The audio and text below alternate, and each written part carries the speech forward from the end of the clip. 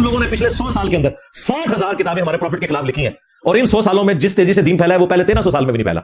یہ برکت دیکھ لو. اس ماڈرن دور میں بھی Islam is the only practicing religion on the face of earth. Islam کے بعد اگر آپ کوئی تھوڑا بہت کہہ سکتے ہیں نا تو جوڈائزم ہے, یہودی ہیں, لیکن وہ بہت تعداد میں تھوڑے ہیں. اتنے بڑے لیول کے اوپر پریکٹسنگ ریلیجن اس ماڈرن دور میں بھی, اور اسلام is the fastest growing religion. یہ بہت بڑی کامیابی ہے. دلوں کو جیت رہا ہے یہ دین.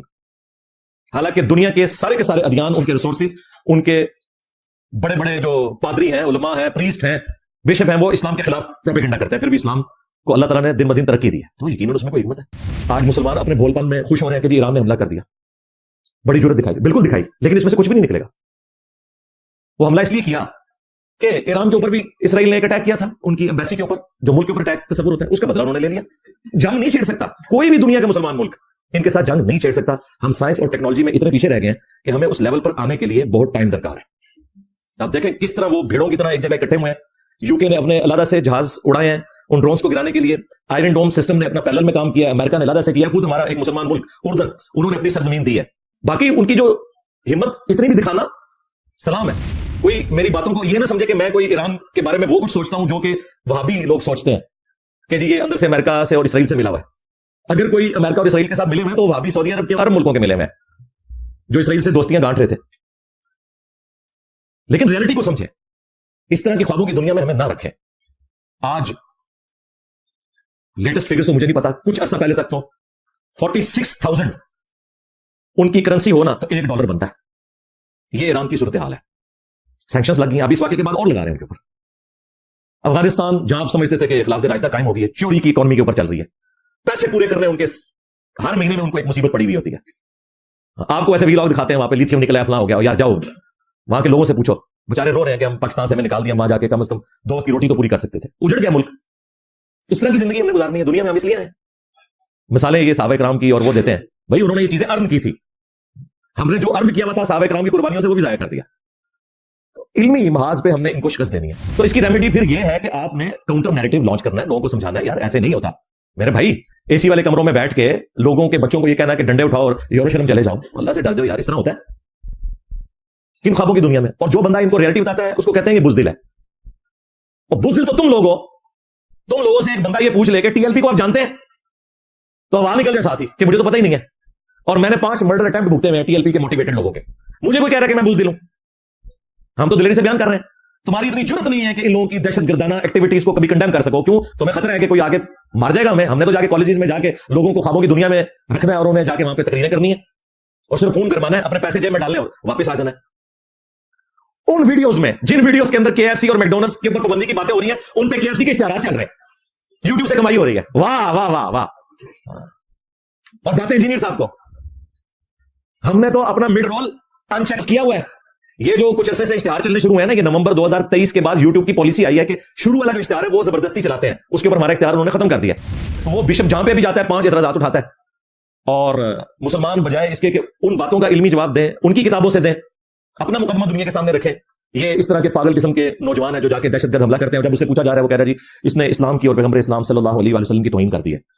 بھائی اس نے جو کچھ بیان کیا وہ ان کا عقیدہ ہے, توہین کیا کو گالی نکال دی ہے. اس نے یہ کہا کہ بھائی محمد صلی اللہ علیہ وآلہ وسلم یا اسلام نے آپ کے آخرت میں کام نہیں آنا, نہ ہندوازم نے کام آنا ہے, نہ بدھائزم نے کام آنا ہے, بلکہ کرسچینٹی ٹرو ریلیجن ہے. اس میں کون سی گستاخی ہوگی؟ اس نے اپنا عقیدہ بیان کیا. وہ شخص جس کے بمشکل 200K سبسکرائبر تھے یوٹیوب کے اوپر, آج اس کی ہر ویڈیو جو ہے ملینز میں جا رہی ہے, اس پاگل بچے کی وجہ سے, اس دہشت گرد کی وجہ سے. اور سب سے بڑے مجرم وہ لوگ ہیں جو اس طرح کے دہشت گرد تیار کرتے ہیں. اس کے ماں باپ بھی کہہ رہے ہیں کہ یہ بس متاثر تھا کسی جہادی تنظیم سے.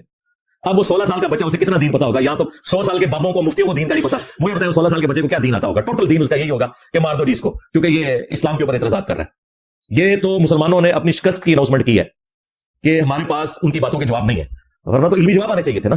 اور یہ جو میں مذمت کر رہا ہوں, یہ وہاں پر جتنے رہنے والے مسلمان علماء ہیں انہوں نے پبلکلی پریس کانفرنس میں آ کے مذمت کی ہے اس دہشت گرد کے حملے کی اس چرچ کے بشپ کے اوپر. یہ نہ سمجھیے گا یہ میرا تفرد ہے. ہاں, یہاں بیٹھ کے تو آپ نعرے مار سکتے ہیں, آپ وہاں بیٹھے ہونا, پھر میں دیکھتا ہوں کون نعرے مارتا ہے, کیونکہ آپ کو گراؤنڈ ریئلٹیز کا پتا ہوگا.